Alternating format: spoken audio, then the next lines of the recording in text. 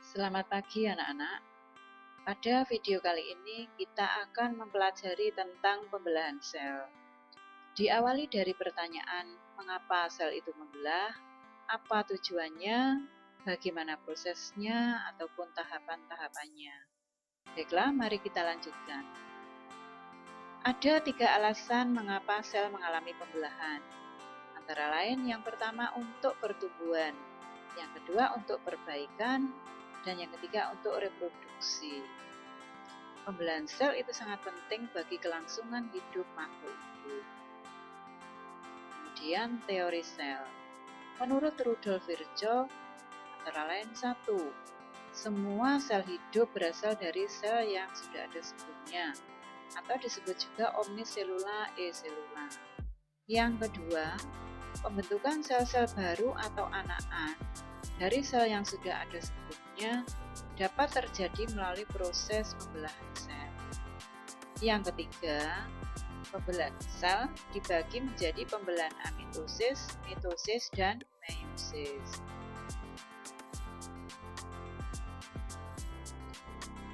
Pembelahan sel secara amitosis disebut juga dengan pembelahan langsung, sedangkan pembelahan tak langsung terdiri dari pembelahan mitosis dan meiosis.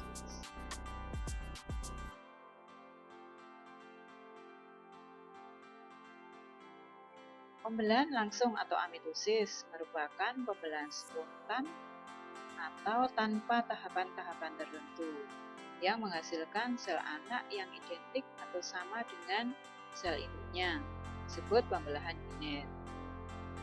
Amitosis ini terjadi pada organisme bersel satu seperti protozoa, misalnya amoeba, kemudian juga terjadi pada bakteri, paramecium, dan sebagainya.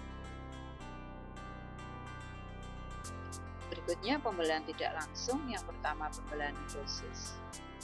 Pembelahan mitosis terdiri dari beberapa tahapan. Di sini ada 4 tahapan, profase, metafase, anafase, dan telofase. Kalian bisa membaca tahapan-tahapan ini, ciri khasnya secara rinci, namun secara garis besar kita bisa melihat ciri khas pada gambar yang terlihat ini. Misalnya, tahap pertama, profase. Ini ciri khasnya adalah ada gelendong pembelahan, kemudian kromosomnya menebal, kita profase. Kemudian untuk yang tahap metafase, ini ciri khasnya benang kromosom berjejer pada bidang pembelahan secara vertikal.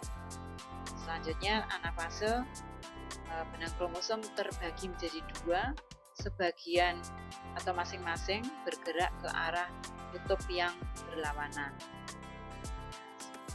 Berikutnya tahap yang keempat, telofase, ini terbentuk 2 sel anakan dengan jumlah kromosom sama dengan sel induknya. Ini untuk pembelahan mitosis. Berikutnya untuk pembelahan meiosis, ini tahapannya lebih panjang 2 kalinya mitosis. Nah, ini diawali dari sel induk. Ini kemudian ketika masuk profase 1 terlihat kromosomnya menebal sampai terbentuk seperti huruf X. Ini kemudian ya terlihat gelendong pembelahan. Tahap yang kedua, kromosom berjejer pada bidang ekuator, bidang pembelahan sel secara vertikal adalah metafase 1. Selanjutnya anafase 1, kromosom terbagi menjadi 2, separuh masing-masing bergerak ke arah kutub yang berlawanan. Kemudian yang tahap telofase 1 terbentuk 2 sel anakan dengan jumlah kromosom separuh dari sel induknya, tapi masih tebal seperti huruf X ya.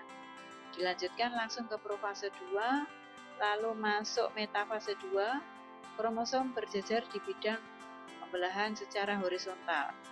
Dilanjutkan ke anafase 2, benang kromosom terbagi menjadi 2, separuh masing-masing, setengahnya bergerak ke arah kutub yang berlawanan. Dan yang terakhir, telofase 2 terbentuk 4 sel anak dengan jumlah kromosom setengah dari kromosom sel induknya. Demikian untuk pembelahan meiosis. Nah, sekarang kita bisa membandingkan antara pembelahan mitosis dengan meiosis. Secara garis besar, pembelahan mitosis itu tahapannya lebih pendek, berbanding meiosis menghasilkan 2 sel anak dengan jumlah kromosom sama seperti induknya. Sedangkan pembelahan meiosis tahapannya lebih panjang, 2 kali mitosis menghasilkan 4 sel anak dengan jumlah kromosom tinggal separuh dari kromosom sel induk. Nah, berikut ini adalah tabel perbedaan antara pembelahan mitosis dan meiosis. Yang pertama, dilihat dari tempat terjadinya. Mitosis terjadi pada sel tubuh atau sel soma, sedangkan meiosis terjadi pada sel germinal atau gonad atau sel calon, sel gambar. Jumlah sel anak yang dihasilkan pada pembelahan mitosis 2, pembelahan meiosis 4 sel anak. Jumlah kromosom sel anak pembelahan mitosis sama dengan kromosom induknya, pembelahan meiosis setengah dari jumlah kromosom induknya. Untuk tahapan, mitosisnya ada 4 tahap: profase, metafase, anafase, telofase. Pada meiosis itu tahapannya adalah 2 kalinya pembelahan meiosis. Ada profase, metafase, anafase, telofase 1 dan yang kedua. Yang kelima, tujuannya pembelahan mitosis bertujuan untuk pertumbuhan dan regenerasi sel yang rusak, sedangkan pembelahan meiosis bertujuan untuk membentuk sel gamet, misalnya sel sperma dan ovum.